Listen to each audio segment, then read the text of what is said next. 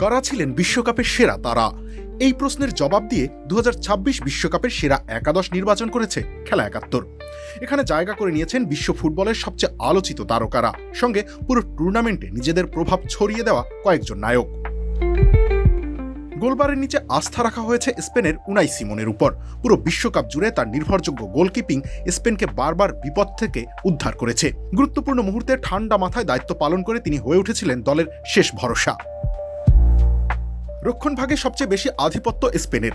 ডান প্রান্তে আছে পেদ্রো পোরো, বাদিকে মার্ক কুকুরেয়া। মাঝখানে জায়গা পেয়েছেন স্পেনের তরুণ ডিফেন্ডার পাও কুবার্সি এবং আর্জেন্টিনার লিজান্দ্রো মার্টিনেজ। পুরো টুর্নামেন্টে এই চারজনের পারফরমেন্স ছিল ধারাবাহিক। রক্ষণ সামলানোর পাশাপাশি আক্রমণ করতেও রেখেছেন গুরুত্বপূর্ণ অবদান। মাঝ মাঠে যেন তারকাদের মেলা। স্পেনের রড্রি, ইংল্যান্ডের জুড বেলিংহাম এবং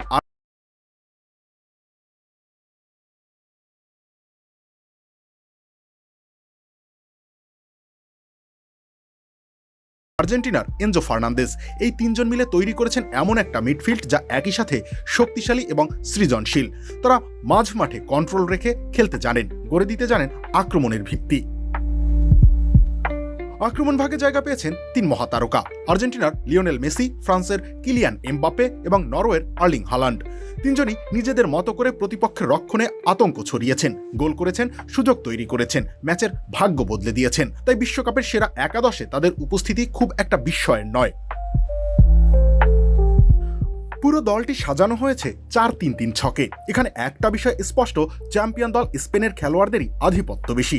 সেরা একাদশে স্পেনের ৫ জন ফুটবলারের উপস্থিতি বলে দেয় কেন শেষ পর্যন্ত ট্রফিটা উঠেছে তাদের হাতেই। অন্যদিকে আর্জেন্টিনা থেকেও আছেন ৩ জন: লিওনেল মেসি, লিজান্দ্রো মার্টিনেজ এবং এনজো ফার্নান্দেজ। ফাইনালে হারলেও পুরো টুর্নামেন্ট জুড়ে তাদের অবদান ছিল অসাধারণ। আর ইংল্যান্ড, ফ্রান্স ও নরওয়ে থেকে একজন করে জায়গা পেয়েছেন এই মর্যাদাপূর্ণ একাদশে। বিশ্বকাপ শেষ হলেও এই একাদশ নিয়ে বিতর্ক থামবে না। তবে একটা বিষয়ে দ্বিমত হওয়ার সুযোগ খুব কম: 2026 বিশ্বকাপের সবচেয়ে উজ্জ্বল তারকারাই জায়গা করে নিয়েছেন এই স্বপ্নের একাদশে।